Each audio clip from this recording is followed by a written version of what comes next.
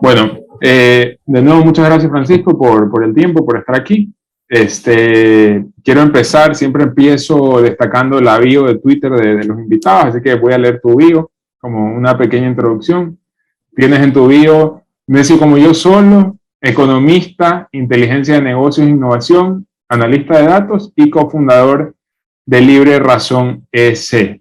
No sé, Francisco, ¿qué más nos puedas compartir de ti, de tu perfil, algo que te caracterice? Claro que sí. Bueno, lo principal, lo de necio, eso sí, toda la vida de familia, y es algo que intento siempre canalizarlo por el buen lado.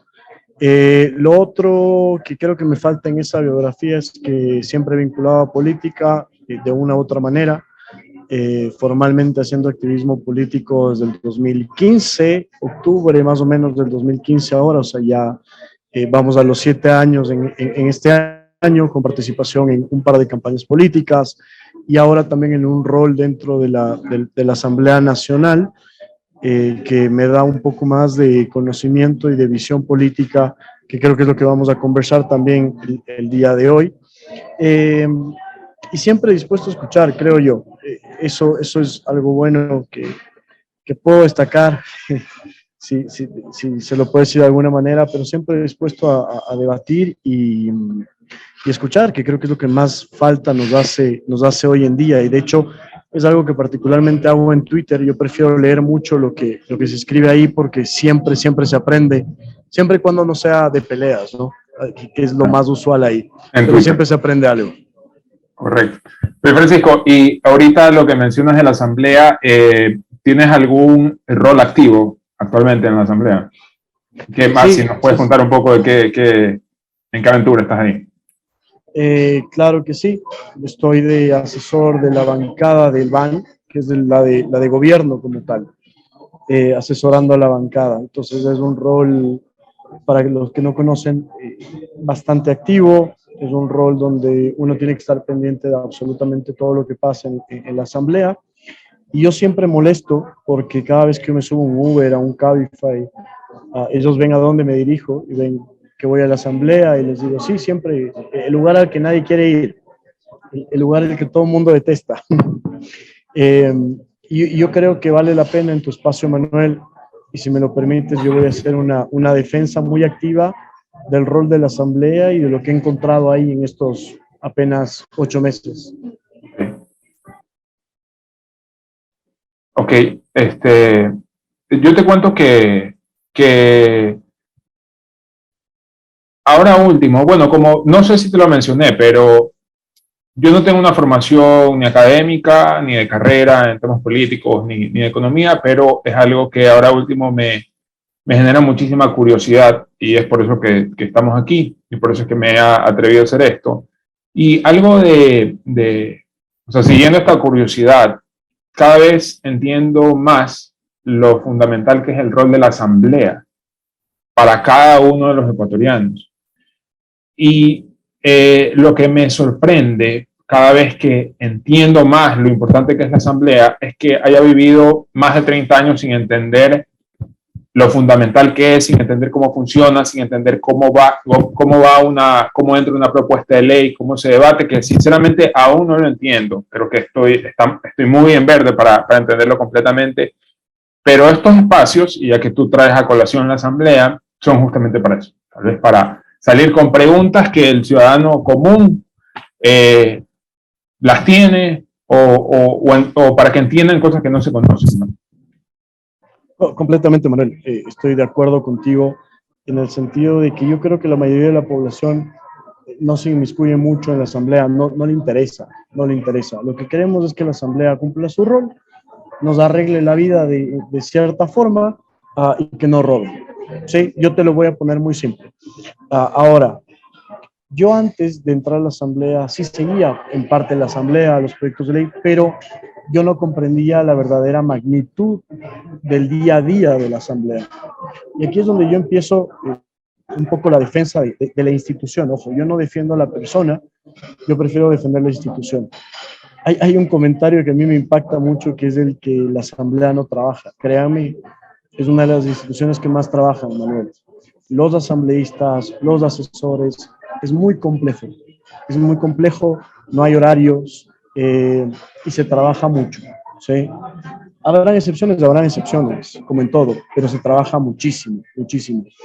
Y claro, lo importante es que hay que romper con esos paradigmas de que la asamblea es mala. La asamblea no es mala. Las personas que ponemos en esa asamblea son las equivocadas. ¿Y por qué?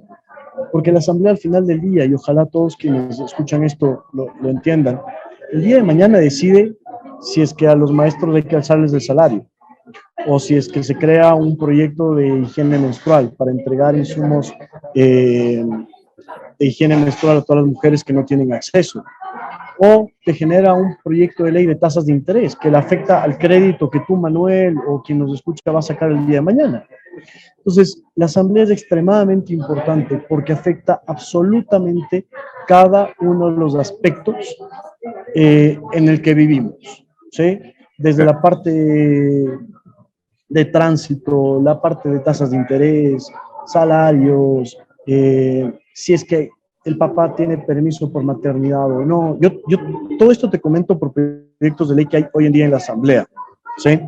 Entonces, hay que entender que la asamblea efectivamente trata muchos temas e influye en la vida de todos y con un proceso, y aquí viene algo importante que tú dijiste, Manuel, claro, no entendemos cuál es el proceso de aprobación de leyes. Y aquí sí quiero resaltar un error frecuente que ha cometido esta asamblea y las anteriores, es que no ha seguido el proceso adecuado para la aprobación de esas leyes. Ese ha sido uno de los grandes problemas, el irrespeto al proceso legislativo. Ahí es donde se concentran los problemas actuales, Manuel. Ya. O sea, mira, realmente ya, con lo que me acabas de decir, sí, me abres un pocotón de dudas y de preguntas. Entonces, para seguir con esa línea, exactamente cuál es el rol de las bancadas. ¿Cómo funciona el tema de las bancadas? Porque yo entiendo que, obviamente, están los partidos políticos, los asambleístas representan, en la mayoría de los casos representan un partido político, pero luego se forman unas bancadas que entiendo que lo que tratan es de tomar decisiones en conjuntos. ¿Es así o cómo más se desarrolla el tema de las bancadas? No, tú lo tienes totalmente claro. Básicamente las bancadas contestan la pregunta de cómo nos ponemos de acuerdo, ¿no es cierto? Y es mucho más fácil porque existen en este momento en la Asamblea 5 bancadas. Eso te iba a preguntar. Es mucho más fácil que poner de acuerdo a 137 personas. ¿A qué me refiero con esto? Que, por ejemplo, yo en mi rol de asesor de la bancada de gobierno, entre todos determinamos, bueno, cuál es nuestra postura sobre cualquier tema. Y toquemos un tema álgido sobre la interrupción del embarazo, ¿sí? Entonces, podemos determinar una postura como bancada, a favor, en contra, o no nos interesa, pero ya tenemos una postura como bancada. O, como pasó en el caso de interrupción del embarazo, que es un tema tan sensible que tú no podías tener un pensamiento único, ¿verdad? Porque es un tema que compete a cada una de las personas, entonces la decisión se abre, depende de cada uno. Pero habrán temas, por ejemplo, la ley de vivienda de interés social, que podemos tener una postura como bancada, a favor de la vivienda de interés social. Perfecto. Esa postura mía, como bancada, yo como converso con el resto de bancadas para ponernos de acuerdo. Porque al final del día, esa ley tiene que votarse, necesitamos votos y tiene que aprobarse. Y básicamente, ese es el rol de la Asamblea y el legislador, legislar. Legislar no es nada más que votar, aprobar cosas, pero también ponerse de acuerdo. Y es lo que hacemos básicamente todos los santos días en la sociedad, ponernos de acuerdo para muchas cosas. Ese también es el rol de la bancada, ponerse de acuerdo con el resto de opiniones para lograr un objetivo en común, un objetivo claro, aprobar una ley, archivar una ley, o hacer control político a alguien, ¿sí? Controlar políticamente a alguien. Ese es el rol de la bancada. Actualmente, ¿cuáles son las principales bancadas? O digamos las de más poder, entre comillas, porque tienen mayor cantidad de votos. Bueno, tú tienes 3 bancadas que son las más potentes, por decirlo de alguna manera, con las cuales en conjunto tú armas una mayoría. La primera es la de UNES, que tiene 48 asambleístas, 48 votos. Tienes después la de gobierno, la del BAN, Bancada del Acuerdo Nacional con 27. Después tienes la de Pachacuti con 25. Entonces, si tú juntas a cualquiera, a unes con Pachacuti o unes con BAN, tienes más de los 70 votos que necesitas para aprobar la mayor cantidad de cosas. Y después tienes la bancada del PCC, que recién recuperó un puesto, entonces tiene 15 asambleístas, y finalmente la bancada de la ID, que tiene 14. Y obviamente la suma de todos no te da 137 porque hay asambleístas independientes, que en este momento, si no me equivoco, son como 9 u 8. Oye, y yo me imagino que en la práctica, en el día a día, ustedes como bancada, digamos, se reúnen a tratar una propuesta de ley, toman una decisión y toca salir a negociar. En este caso, por ejemplo, en la bancada de BAN sale a negociar con la bancada de Pachacuti o con la de UNES. ¿Cómo se hace en el día a día? Porque probablemente hay cosas en las que son ideologías contrarias en varios temas, no sé, o sea, tiene que ser algo súper friccionado, ¿no? Sí, es extremadamente friccionado. Yo recuerdo a Manuel que es la primera vez que tenemos una asamblea como resultado del nuevo sistema de elección. O sea, es una asamblea mucho más diversa. Tienes asambleístas de varias tendencias, con participación importante. No tienes una asamblea como aquellas del pasado donde tenían 80 o 100 votos. Entonces, no había ni negociación, no había ni debate, no había absolutamente nada. Era una votación plana. Entonces, sí, ahora es un proceso de fricción, pero yo creo que es algo a lo que los ecuatorianos nos tenemos que acostumbrar. No a la fricción, obviamente, sino a llegar a acuerdos. Pero, bueno, no me dejes mentir. ¿Cuándo fue la única vez que la costa y la sierra se pusieron de acuerdo? Cuando clasificamos al Mundial en el 2000. Esa fue la primera y creo que única vez que la costa y la sierra nos pusimos de acuerdo y zanjó una brecha enorme. Entonces, lo mismo pasa en la asamblea. Hay que cerrar brechas. Yo no lo llamaría negociación, yo lo llamaría diálogo. Me suena mucho mejor. Al final del día, tú lo que tienes que hacer es ceder posturas, entender que tu visión no es la única.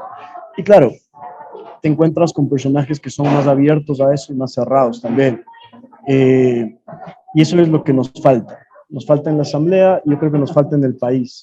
Ser mucho más abiertos para poder dialogar y que al final del día puntos en común hay.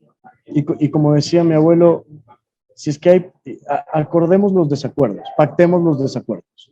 Podemos estar en desacuerdo, pero pactémoslo. O sea, hay formas de hablar. Ha sido un ejercicio súper interesante, muy, muy interesante. Y se ha demostrado que sí se pueden llegar a acuerdos. Yo tengo una duda. En la práctica, o sea, yendo más así al día a día, ¿cómo funciona? ¿Un asambleísta conversa con otro, tal vez porque me invento algo, tiene empatía porque practican el mismo deporte? O sea, ¿funciona así de asambleísta a asambleísta o hay como que una persona asignada a ser quien habla con la persona asignada de la otra bancada? ¿O se da así espontáneo puede ser entre un asambleísta de una y otra bancada porque hay una empatía por otro tema? En el día a día, ¿cómo se da ese diálogo que tú dices?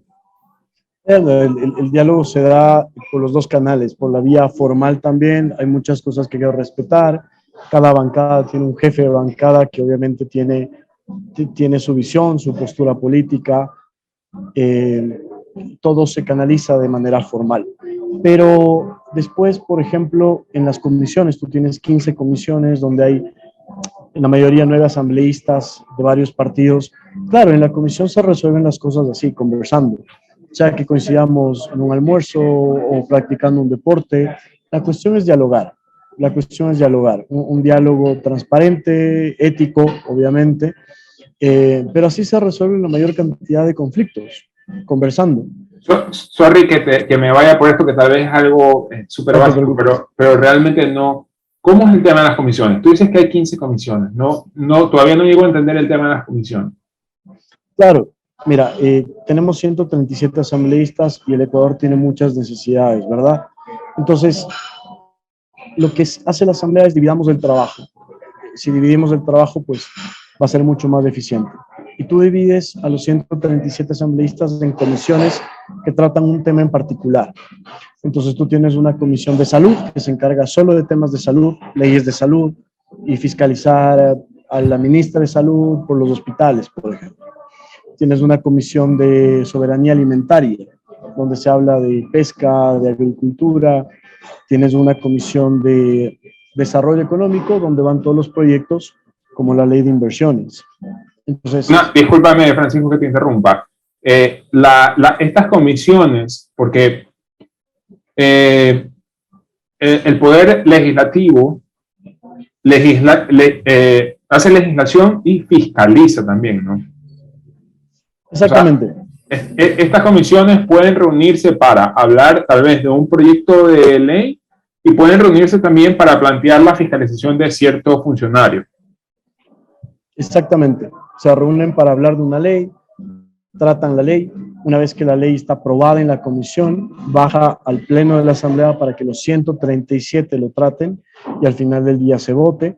Y también pueden fiscalizar, pueden llamar ministros, pueden llamar a toda la función ejecutiva, secretarios, ministros, etcétera, etcétera, y pueden pedir información. Solo para que tú tengas una idea, en estos casi 9 meses de asamblea, existen más de 2.000 pedidos de información. Esto significa que los asambleístas piden información al Ministerio X para fiscalizar algún proceso, para fiscalizar algo que no está yendo muy bien.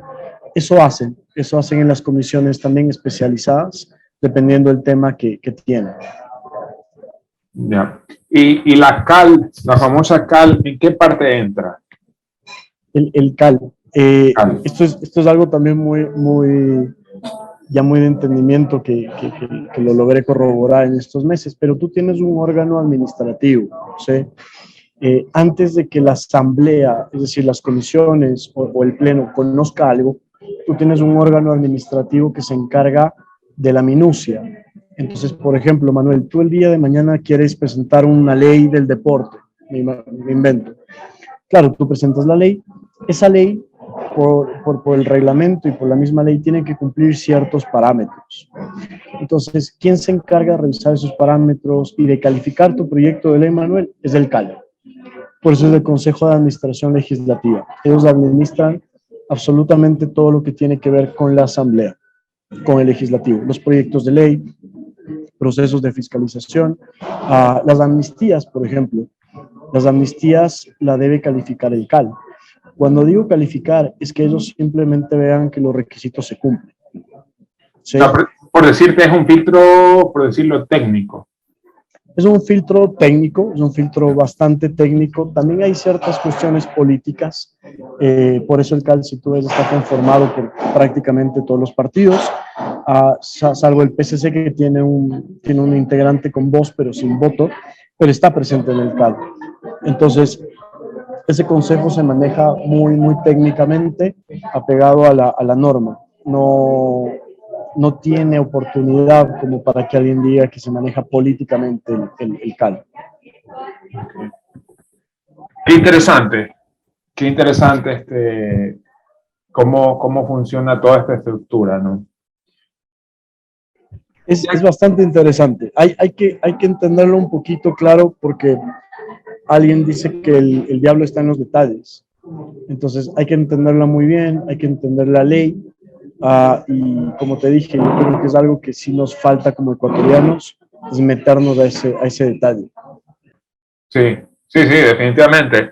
De hecho, ahora que he estado tratando de leer, entender más cómo funciona, me he puesto a buscar, ¿no? Buscas en Google, en YouTube, en distintos lugares.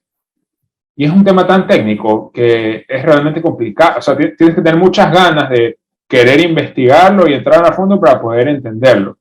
Y ahorita, el otro día, en otra conversación que tuve, estábamos hablando que tal vez hay una brecha bastante grande como para trasladar todos estos temas de la estructura de gobierno y políticos a un lenguaje más en la era en la que vivimos hoy, que son los medios digitales, ¿no? Hacerlo más digerible a las audiencias más jóvenes, que tal vez yo pienso que toda esta todo como es un tema tan complejo, decir, en cierta parte es lo que hace que tal vez los jóvenes no se acerquen tanto a la política. Porque otra cosa que yo siempre me gusta preguntar con quien converso, y aprovecho toda la pregunta, es que ¿qué hace falta para que los jóvenes quieran entrar un poco más a la política y se vaya a ese concepto de la política es algo feo, es algo que no, a lo que no me quiero acercar, es algo sucio, corrupto?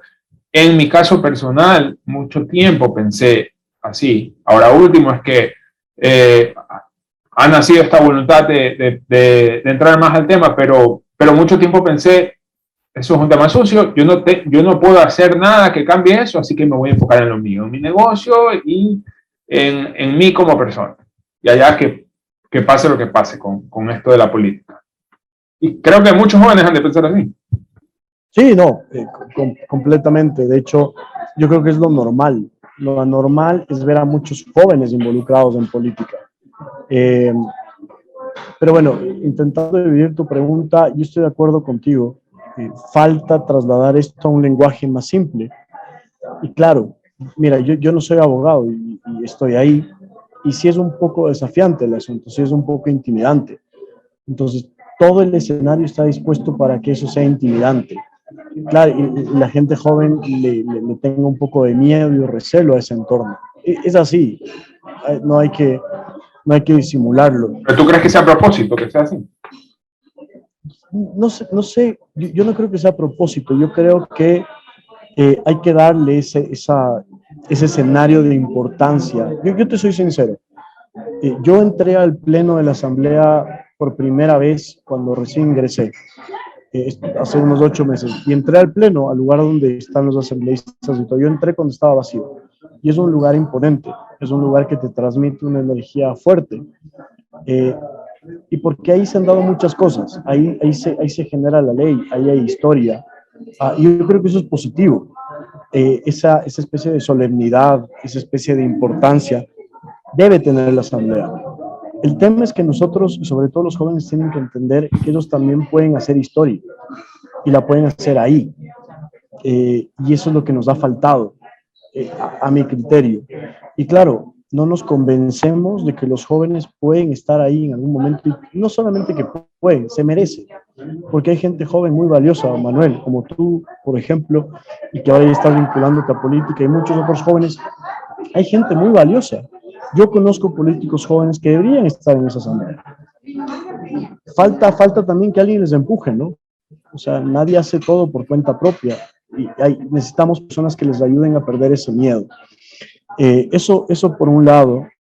Y por el otro, yo sí creo que a los jóvenes les interesa la política, sino que o sea, no se dan cuenta todavía que lo que hacen todos los días es política.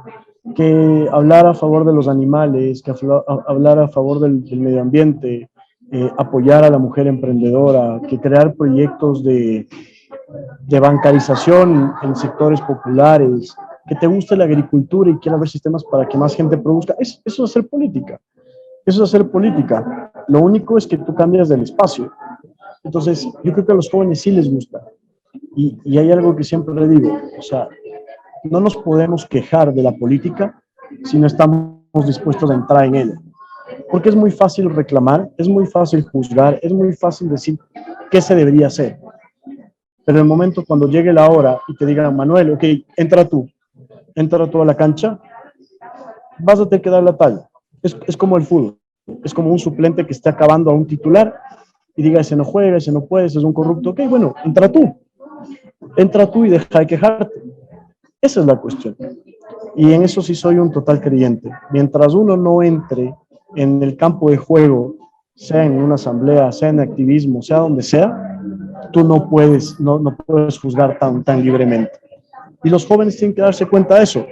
Los jóvenes tienen que sí o sí darse cuenta de eso. De acuerdo. ¿Tú qué crees que se necesite? Ahorita que dices, ok, entra todo el campo de juego. ¿Qué crees que se necesite para, para hacer política correctamente aquí? Y ojo, hacer política correctamente no significa estar en una ideología o estar en otra ideología. No. Eso no es hacer política correctamente. Entonces, ¿por qué te digo que hay que leer? Porque lo que se necesita sí o sí para la política es convicción. O sea, tú necesitas estar convencido de algo. Y ese algo es lo que tú defiendes, ¿no es cierto? Entonces, si tú te metes a política porque me llamó la atención, primer error, primer error. Tú debes tener una convicción, la que sea, que los animales, que el ambiente, que la libertad, eh, que quiero ver un Ecuador próspero, que el cine, lo que tú quieras, pero que tengas una convicción.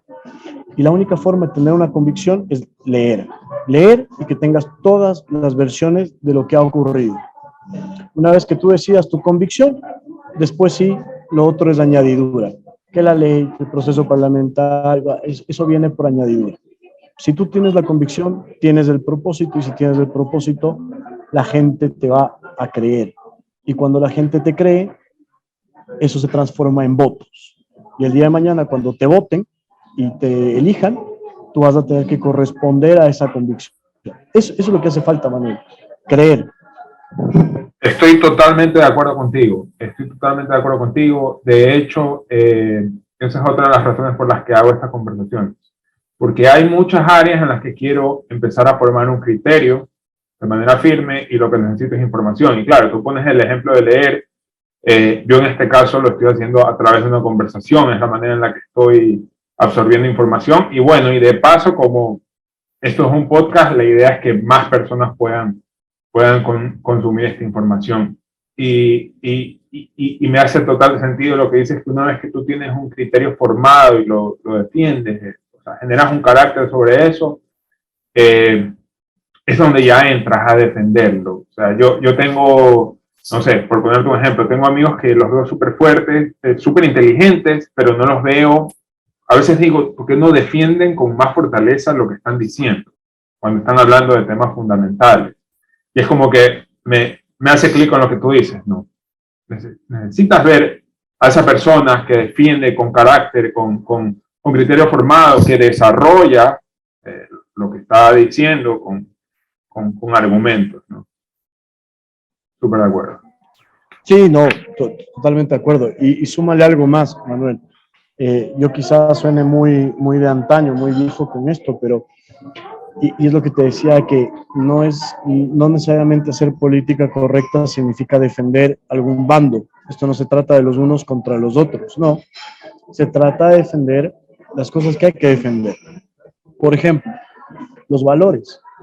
O sea, si es que nos estamos quejando de que tienes políticos corruptos, pues lo primero que tú tienes que hacer es defender la honestidad.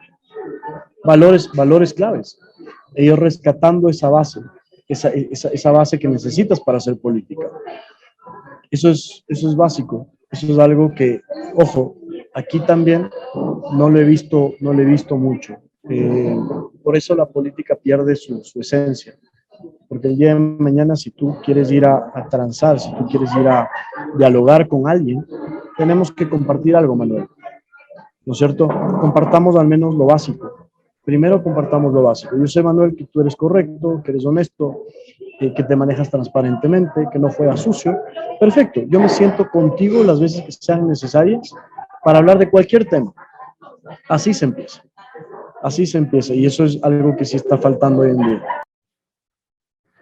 Sí, no, justo veía un video el otro día que un poco comparaba las democracias en distintos países. Hay países que tienen constituciones muy similares y sin embargo las democracias no funcionan igual de bien en un país que en otro. Y la persona que ponía el tema lo que decía es que tal vez la base fundamental, que son los valores, no están. Y es una variable que tal vez no están tomando en cuenta.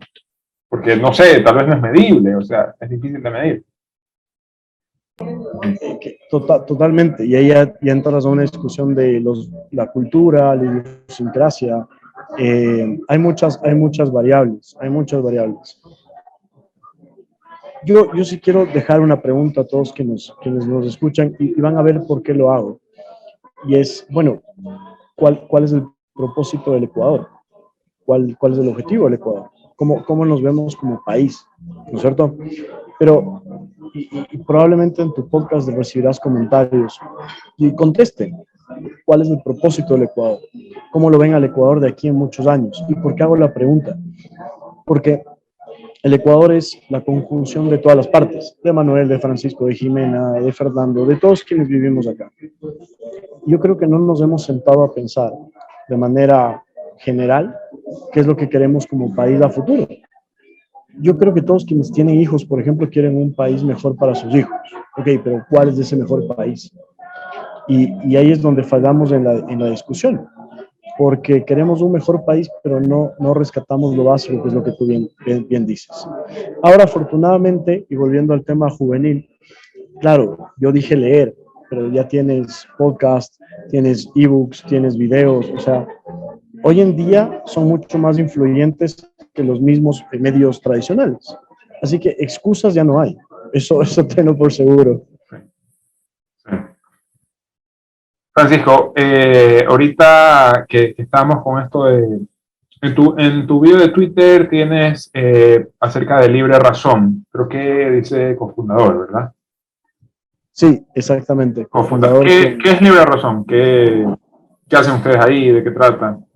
Claro que sí, esa es la parte, es la convicción mía. Libre Razón es un tanque de pensamiento eh, que tiene una figura de fundación y lo que nosotros hacemos es difusión de ideas. Difundimos esas ideas de las que hablamos, las convicciones, porque nosotros creemos que el país sí puede ser más libre. No me refiero a que nosotros estemos en dictadura, no, pero sí podemos ser más libres. ¿Y a qué me refiero con esto? A que queremos que las personas tengan mayor capacidad de decisión, que sean las personas quienes eligen qué estudiar, en qué colegio estudiar, qué comer, o sea, todas las decisiones que dependan de la persona, no de nadie más. Entonces, dentro de este think tank que lleva ya 5 años, hacemos distintos proyectos para difundir las ideas y también para incidir. Entonces, lo que hacemos es llevar nuestras ideas a los políticos, a los diputados, a los concejales, a la sociedad civil, um, y además de eso también capacitamos. O sea, todo aquel que quiera conocer sobre ideas de libertad puede ir a Libre Razón, encontrará siempre seminarios y también una rama de esa capacitación en la que nos estamos enfocando mucho es la política. Eh, Capacitamos a jóvenes políticos y hay una ventaja ahí.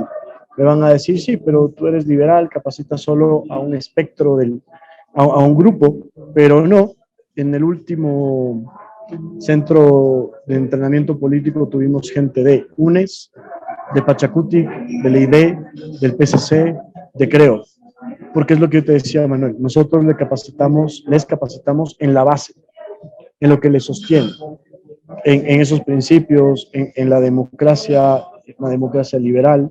Entonces, ellos entienden que más allá de nuestras diferencias compartimos una base común. A eso nos dedicamos en Libre Razón, básicamente.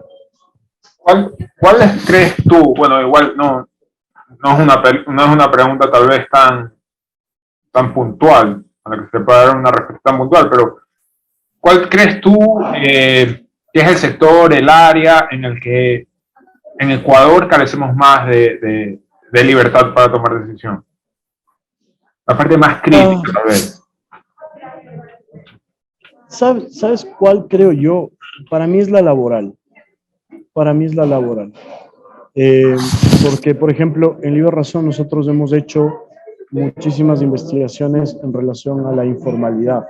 Hicimos un recorrido por el país en 2018 y lo repetimos en 2021.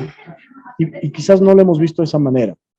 La persona que quiere trabajar en el país no tiene la libertad para conseguir trabajo, porque no existe. No existen oportunidades. Entonces, el ecuatoriano tiene menos opciones. Y la única opción que tiene es la informalidad. Ir a vender algo, lo que yo pueda, lo que yo produzca en la calle. Y aunque ustedes no lo crean, eso no te quita libertad, te quita libertad. Te quita mucha libertad y lo explico brevemente. Primero, tienes que hacer algo probablemente para lo que no estabas facultado. Hay mucha gente estudiada que se dedica a la informalidad, ¿sí? Eso ya es menos opciones. Segundo, cuando tú estás en la informalidad, por ejemplo, acceder a una tarjeta de débito, de crédito o un préstamo es mucho más complicado. Entonces, te está quitando opciones también. Entonces, yo te puedo analizar otros aspectos del tema laboral para que veas cómo las restricciones en el ámbito laboral nos están quitando libertad. Por ejemplo, Manuel, yo quisiera que si tú estás trabajando en X empresa, el día de mañana puedas salir de esa empresa y conseguir trabajo inmediatamente en otra. Que sea súper fácil, que sea dinámico. Aquí no, aquí es todo lo contrario. Es lo menos rápido, es lo menos ágil, es lo menos eficiente y eso resta libertad. Eso resta totalmente libertad. Ese es un campo que te digo que se me ocurre en este momento porque, claro, 7 de cada 10 ecuatorianos no consigue trabajo y prácticamente 6 de cada 10 está en informalidad. Entonces, es un problema muy grande. De acuerdo totalmente contigo. Me parece súper interesante lo que estás diciendo. Y de hecho, de ahí te voy a pedir que me compartas el material que tengas acerca de esto. Yo tengo un negocio propio. Yo vendo productos cosméticos, venta cliente a consumidor final. Mi nicho es bastante popular. ¿Ya? Yo hice una encuesta. Y aparte de la encuesta que hice, así te lo puedo decir en un español súper simple, desde el día 1 que empecé el negocio me di cuenta que la necesidad de mis clientes no es solo por lo que hace el producto. Me invento, si estoy vendiendo un shampoo, no es que solo tienen la necesidad de lavarse la cabeza, tienen la necesidad de generar ingresos y me compran otro shampoo para salir y vendérselo a la vecina, para salir y promocionarlo en su barrio y venderlo, porque necesitan buscar las maneras en las que generen ingresos. Claro, esa persona tiene estos, ahora le llaman, ahora cualquier tipo de comercio le dicen emprendimiento, pero es una informalidad, realmente no hay una estructura con la que pueda crecer como negocio. Entonces, concuerdo contigo que es un espacio bastante importante para analizar. Yo lo he sentido de primera mano. Y te digo algo que siempre me pongo a pensar, con razón, viendo esto, digo, con razón, hay tantos negocios del estilo negocio multinivel, ya que hay unos que sí son legítimos, ya, pero hay otros que son ilegales, con razón, tantos esquemas como el de Don NASA, de Big Money, con razón tantos de estos esquemas funcionan y tienen demanda, porque la gente lo que está buscando es de qué manera generar ingresos. Y la pregunta es fácil, Manuel. Antes que nada, a quien quiera chequear el informe, yo te lo voy a pasar por acá, pero es en www.librerazon.org, el Observatorio de la Libertad Laboral. Yo te voy a compartir el informe igual. Pero la pregunta es clave. Si usted, o más bien, ¿qué opciones adicionales tienes para trabajar además de la informalidad? No va a decir ninguna, muchos de ellos. Entonces, le restas opciones. Y claro, lo que prospera acá son esos esquemas que nos mantienen en la informalidad. Ojo, mal llamada informalidad. Yo no tengo nada en contra de ella, para nada. El problema está en que yo quisiera que la persona decida. O sea, si tú te dedicas a lo tuyo, Manuel, como me comentas, bueno, elige tú un trabajo a tiempo completo, que te dediques a tu negocio, pero que puedas elegir. En el Ecuador pasa lo contrario, es por necesidades, porque no hay más opciones. Y cuando no hay opciones, no hay libertad. Es así de sencillo. Y aquí sí hay que ser muy crítico. Hay que preguntarse a quién no le interesa que exista más libertad. Y ahí viene un sinfín de reformas que se pueden hacer para dar más libertad al mercado laboral, pero no quieren atreverse. No se atreven, le tienen miedo, perderán sus reductos y sus espacios, me imagino. Entonces, esas cosas son las que yo no comprendo. Pero creo que es un muy buen ejemplo de en qué área nos falta libertad. Buenísimo, me has dejado con, la verdad es que no me había detenido a, evidentemente yo teniendo un negocio propio, sé lo complicado que es, a mí me gustaría poder arriesgarme a dar más trabajo a otras personas, pero no puedo, o sea, el hecho de tú tener la voluntad de hacer negocio, de tener la voluntad de comprar producto A para venderlo a B y tratar de generar un retorno en ese en esa transacción, eso ya es un reto. Generar una demanda para la idea que tú tengas ya es un reto. Además, acoplarte a todos los temas tributarios, a todo lo que implicaría, por ejemplo, contratar a alguien y todo, porque al final del día poner un negocio es riesgoso y es volátil. Este año, en mi caso personal, ha empezado súper complicado y mi proyección es que este año se va a ver muy afectado el consumo. ¿Por qué? Porque las materias primas van a subir, la cadena de suministro está rota, entonces la inflación se va a disparar. ¿Qué es lo que va a pasar? La mayoría de cosas van a subir de precio y la gente, ¿qué va a hacer? Va a apretar el consumo. Y eso va a repercutir. Entonces, yo como Manuel Nasser, con este escenario, que para serte sincero, en diciembre estaba cogiendo currículum, y como va este escenario, como ha ido lo que va del año, me da temor lanzarme a contratar, por todo lo que implicaría después el contratar. Entonces, eso te lo comento como empresario independiente.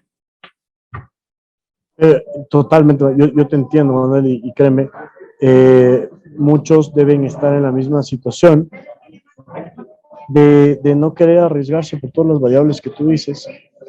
Y, y acá también hay que ser crítico. Algo que no están entendiendo los políticos, perdón que vuelva al tema, pero es que lo que necesitamos es mayor libertad para poder sobrellevar esas dificultades. En cambio, los políticos están viendo lo contrario. Más bien, cómo nos ponemos una camisa de fuerza para no poder negociar, comerciar y mantenernos en ese esquema. Eso es lo que me imagino buscan. Y las leyes que se están presentando, por ejemplo, para las plataformas digitales, para quienes trabajan en plataformas digitales, hay cosas muy buenas, pero hay cosas que preocupan mucho. Y si bien las plataformas, obviamente, no es un trabajo completamente estable, ni que alguien lo desearía por toda su vida, pero en este momento se está convirtiendo en la única vía de escape para muchos. Y lo que quieren los políticos ahora es, no, ¿cómo cerramos eso? ¿Cómo les ponemos la camisa de fuerza? Entonces, eso es lo que me preocupa, porque sí hay una miopía en la clase política actual, que tú, por ejemplo, Manuel, la tienes totalmente clara. O sea, ¿cómo contratamos un trabajador más con el panorama actual? Cuando despedir a esa persona, en caso que el negocio vaya mal, te va a costar un ojo de la cara. ¿Cómo, cómo nos arriesgamos cuando pagar impuestos en este país te toma 45 días del año hábiles? Y para crear una empresa te toma más de 11 trámites y más de $1,100. Y eso es algo que se lo repitió hasta el cansancio. Uh, y no logramos entender que es por ahí donde tenemos que flexibilizar. Tenemos que quitarnos de esa camisa de fuerza, Manuel, para que tú el día de mañana te arriesgues y no contrates una, contrates 2 personas. Esa sería la idea, pero no está sucediendo. Por eso necesitamos más jóvenes en política que entiendan esto. De acuerdo, de acuerdo. Ahorita que dices lo de las plataformas digitales, ¿esto está dentro de lo de la propuesta de ley de inversiones o no? ¿O específicamente a qué haces referencia? No, hay 3 proyectos de ley, que creo que son 5 ahora, de distintas bancadas, de distintos asambleístas. Una es de la bancada de UNES, otra de la ID, y se me escapa el otro proyecto. Pero son proyectos presentados que ya se están tratando, no es parte de la ley de inversiones, son de otros políticos, pero claro, yo tuve la oportunidad de revisarlos y preocupan un poco porque se van a ir en contra del modelo de negocios. Y es más, hay un proyecto de esos que también afecta a los denominados multiniveles. Entonces, te lo pongo en bandeja también. O sea, yo te digo algo, más o menos sin conocer, me imagino que esto va a ser algo así como las empresas como Rappi, Uber o algo van a tener que dar cierto tipo de afiliación a los conductores. Afiliación, y te hago un paréntesis, y no pueden ganar menos del salario básico y no deben trabajar más de 8 horas y se les restringe los horarios de trabajo. O sea, pueden trabajar de 8 de la mañana a 6 de la tarde y no más. Que no, es que eso está muy alejado de la realidad. Yo trabajo en mi negocio de entregas a domicilio.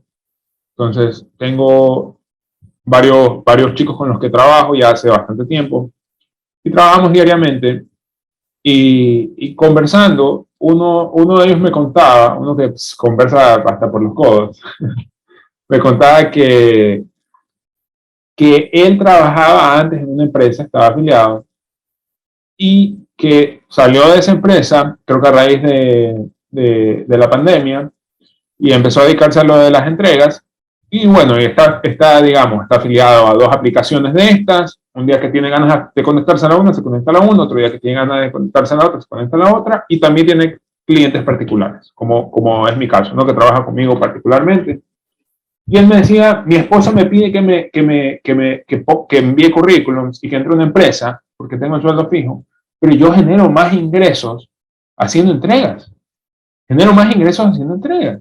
O sea, puede ser que no tenga la seguridad del sueldo fijo a fin de mes, puede ser que no tenga los beneficios de ley por no estar afiliado, que podría afiliarse voluntariamente igual, pero genera más ingresos. Entonces, ¿qué te dice eso? ¿Que fue una buena opción para él o fue una mala opción? Puede ser que haya alguien que no le funcione y esa persona, o que no le guste, y esa persona podrá tal vez irse por el camino de enviar currículum. Pero aquí tengo un ejemplo de alguien que dice, ¿sabes qué? Genero mejor y yo escojo este camino. ¿Ya? Y ojo, nosotros en el informe del comercio informal no vimos un caso, Manuel, vimos cientos de casos.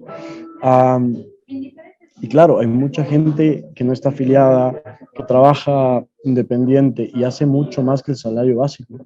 Es más, nosotros tenemos historias aquí en Quito, en Ambato, en Puyo, en Ibarra, en Guayaquil, de gente que ha educado a sus 3 hijos trabajando únicamente en la denominada informalidad. Y es impresionante. Ha educado hasta la universidad. Entonces dices, algo está fallando en este sistema, algo falla. Porque los políticos lo que quieren hacer ahora es restringirle a este chico que tú me cuentas, que ya no pueda trabajar en las 2 plataformas, en los horarios que quiera, no, ya no quieren. Entonces, hay propuestas. Por ejemplo, estos chicos no están asegurados, es verdad, ¿sí? Pero el tema no es obligar a las empresas que los afilien.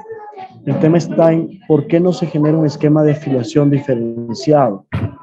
En vez de pagar 80, 90 dólares mensuales, ¿por qué no hacemos un seguro de menor valor que quizás cubra ciertas cuestiones, no otras, pero que se adapte a la dinámica y al riesgo que ellos también tienen?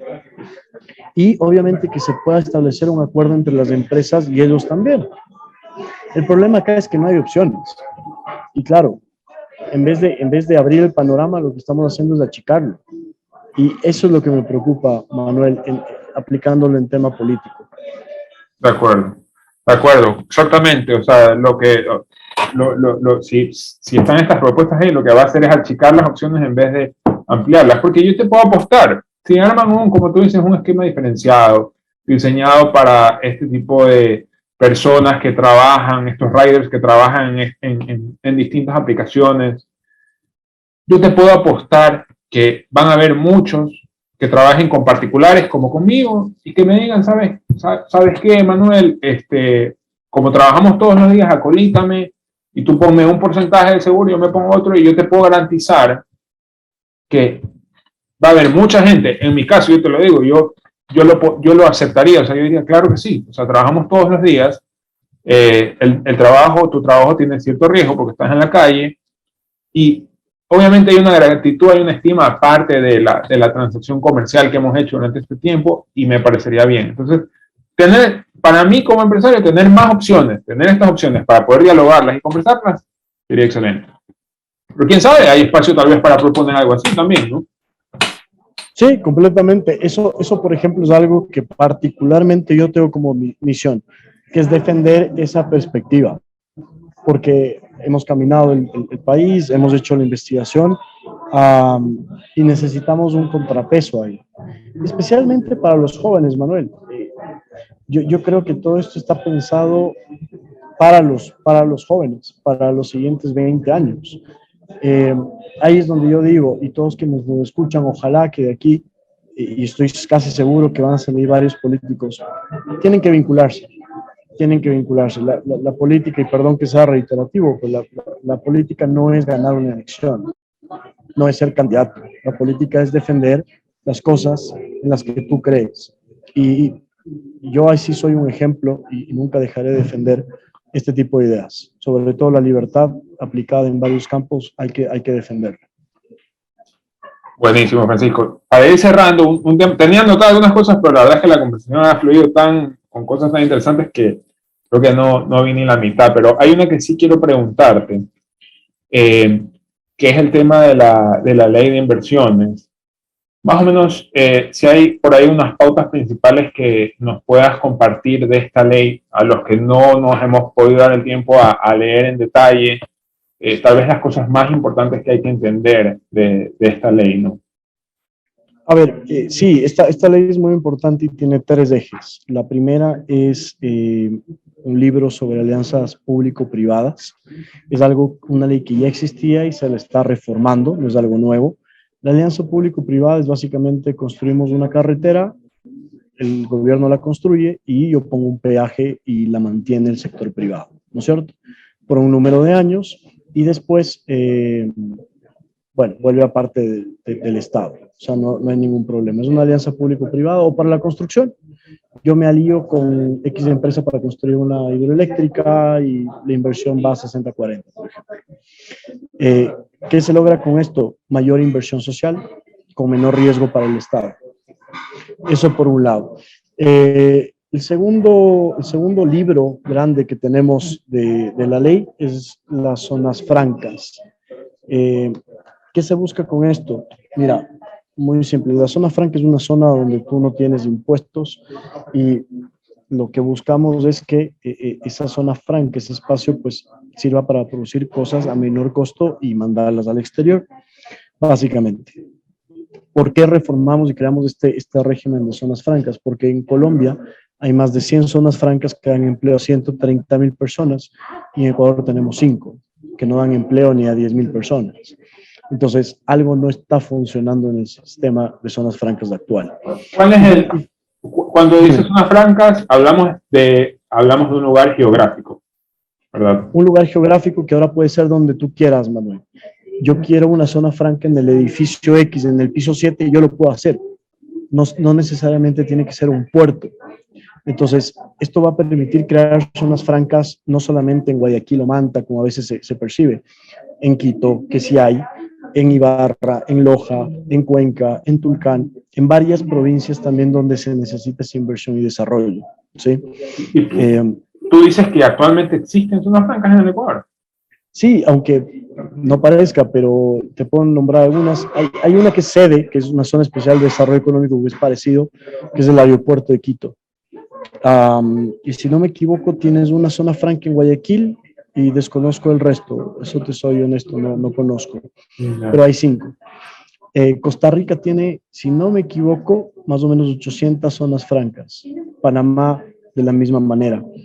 Entonces, es algo que ha funcionado en otros países, no requiere mucha ciencia, pues es el momento. Y finalmente tienes otro libro que recoge varias reformas a distintos cuerpos legales, pero básicamente que busca todas las reformas, mayor libertad para que vengan inversiones. Hay 2 cosas fundamentales que están vinculadas a esta ley de inversiones, Manuel. Una es el tratado con México y la otra es la Alianza del Pacífico. Lo que estamos haciendo con esta ley, a modo grosso, es adaptar nuestra legislación a estándares internacionales para que la inversión venga al Ecuador y darle más seguridad jurídica al inversor, ¿sí? Que tenga mucho tiempo para recuperar su inversión, en fin, básicamente incentivos para que la inversión venga acá. Ya. Cuando dices que toca varios cuerpos legales, quiere decir que es una propuesta de ley que de cierta manera edita otras leyes, así. Exactamente, es una reforma, y te soy específico, reforma 18 cuerpos legales. El Código Orgánico Monetario y Financiero, el COPSI, bueno, en fin, hay varios, no, el COPSI no, me equivoqué. Eh, la ley de incentivos tributarios, hay varias leyes que se están tratando en esta reforma. Entonces, lo que estamos haciendo es cambiar partes de la ley, de varias leyes, para que el entorno de negocios en el Ecuador sea mucho más amigable. Eso es lo que se está haciendo, con mucho énfasis en las alianzas público-privadas y en las zonas francas. Ya se viene un segundo debate, creo, ¿verdad? O era mañana. Mañana, 8 de la mañana, arranca ese debate. Estamos con nervios por ahí. No, bueno, Sí, vamos a ver qué sucede. Luego del debate, ¿cuál es la mecánica? Luego del debate, ¿qué debe pasar? Bueno, mañana se lee el informe, se abre el debate, los legisladores hablan y ya procedería a la votación. Salvo, esto quizás es algo muy específico, pero quien va a defender el informe el día de mañana puede pedir un día más para hacer modificaciones a la ley, modificaciones finales, y volver el día jueves al pleno para ya votar. ¿Por qué estas modificaciones? No sé, porque quizás hay alguna bancada que no está de acuerdo con un punto, entonces lo quiere cambiar, y eso te significa que tengas más votos. ¿Me explico? Entonces, eso es lo que va a pasar. Máximo el día jueves esa ley tiene que ser votada. Otro detallito. Cuando se hace este debate,